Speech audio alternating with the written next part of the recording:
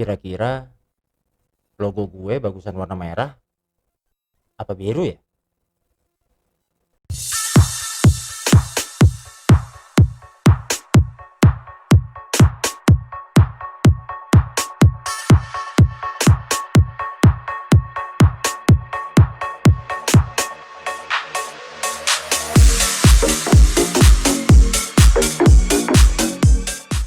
Halo guys, balik lagi di channel gue Marting.id. Nah, kali ini gue pengen sharing sedikit soal logo. Nah, banyak yang suka ngobrol sama gue, bro logo gue gimana, dan nggak sedikit juga gue lihat beberapa kali di sosial media orang-orang pada nanya logo ke orang lain. Gue agak membingungkan seperti melihat itu. Mungkin ya belum paham, ya oke, kita belajar bersama sekarang gitu loh. Nah, logo memang bukan branding. Dalam arti ngomongin branding ya nggak cuma logo gitu loh. Nah, tapi logo itu adalah sebuah karakter. Logo itu adalah sebuah identitas bagi sebuah brand. For example, kalau kita ngelihat Apple digigit seperempat gitu udah tahu itu pasti Apple.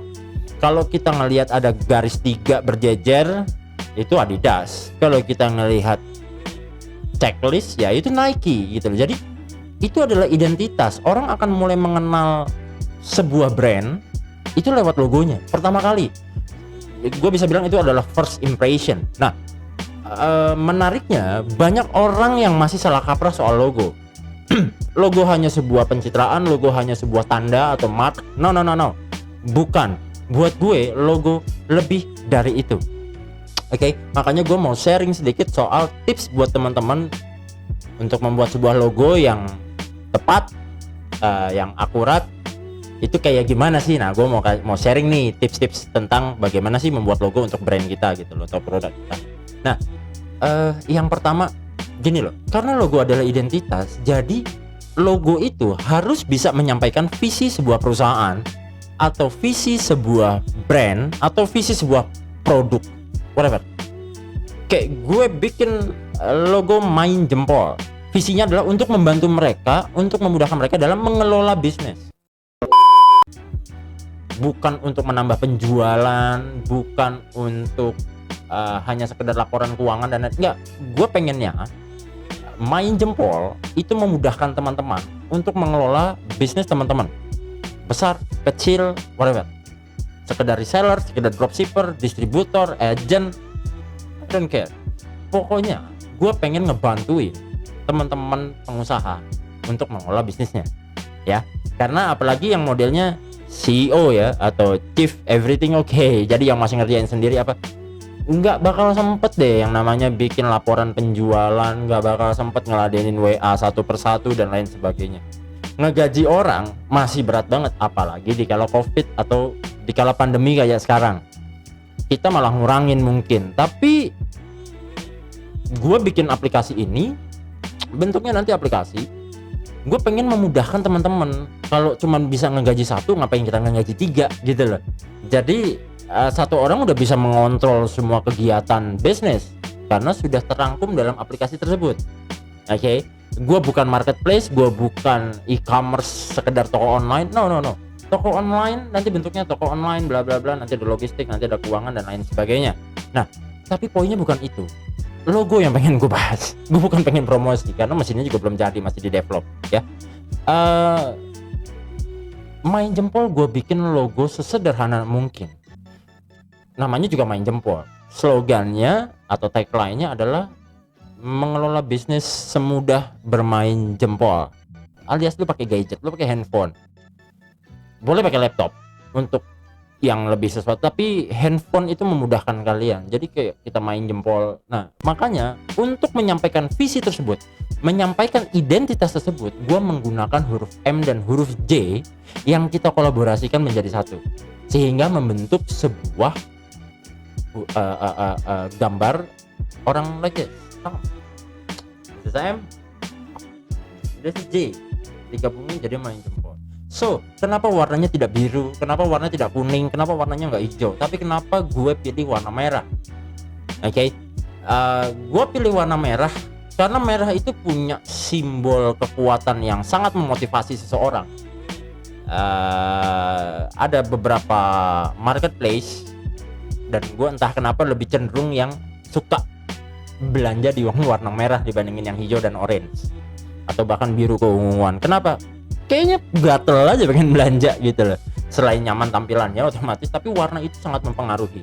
Jadi bukannya kayak tadi gue di opening ya bagusan merah atau biru, apalagi sampai nanya ke teman-teman di Facebook, menurut teman-teman bagusan yang mana? No, jangan pernah lakuin itu lagi, men.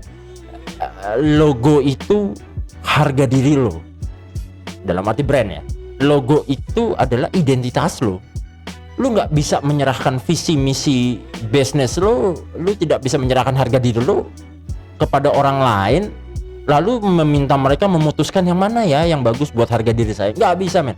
Itu harus dari lu, dan itu harus punya pesan yang luar biasa buat bisnis lu. Ya termasuk Adidas sebagai sebuah simbol bahwa itu adalah gunung. Seingat gue ya, itu adalah gunung yang harus didaki oleh para olahragawan kalau nggak salah. Nike, Apple, apa segala macem. Ini gue sambil coba browsing biar nggak salah kaprah.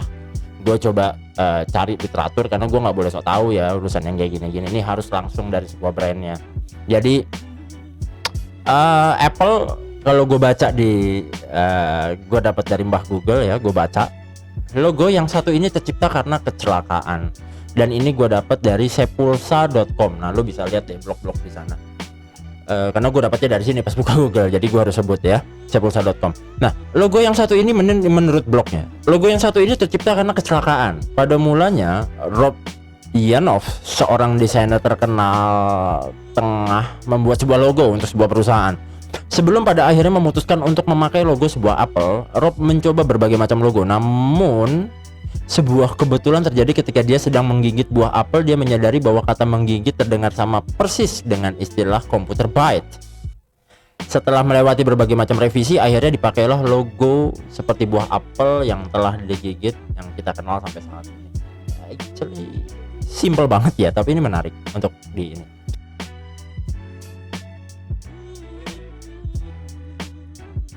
Logo ini berasal dari nama pemiliknya.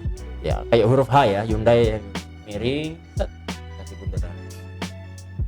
Namun sebenarnya huruf H pada logo Hyundai melambangkan dua orang yang sedang berjabat tangan. Nah, nanti gue tampilin gambarnya. Yang memiliki maksud klien dan perusahaan yang bekerja sama. So, dia pengen menunjukkan bahwa Hyundai adalah company yang bisa selalu punya engagement yang baik dengan kliennya atau bayarnya. Ini menarik ya, kalau kita suka pelajari. Gue iseng suka baca-baca ini. Jadi gue juga tahu pastinya ya apa yang harus gue bikin ketika gue bikin sebuah logo atau apapun itu. Oke, itu adalah beberapa contoh logo yang lu bisa kemas. Jadi ketika lu belum hakikan logo lu, Anda belum hakikan logo bisnis Anda, brand Anda, produk Anda, whatever, coba dipikir baik-baik.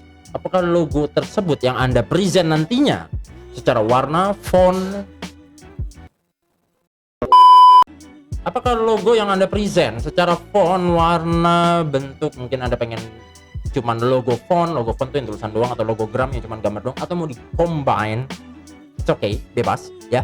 Apakah logo tersebut sudah cukup mewakili perusahaan, brand, produk, atau bahkan saya, logo, dan salah ini logo ya. Dan tulisan legacy ini adalah, legacy itu goal saya adalah mudah-mudahan, amin, itu bisa menjadi nama album saya, namanya Legacy. Ini mewakili saya atau enggak? Fontnya, warnanya, Anda bisa cari-cari di Google banyak banget, atau nanti saya akan buatkan contoh bagaimana saya membuat sebuah logo ya. Mudah-mudahan saya nanti akan bikinkan itu, mungkin dibantu dengan teman saya, karena ya saya nggak bisa Photoshop, saya nggak bisa Corel ya, saya cuma punya konsep yang ada di kepala saya.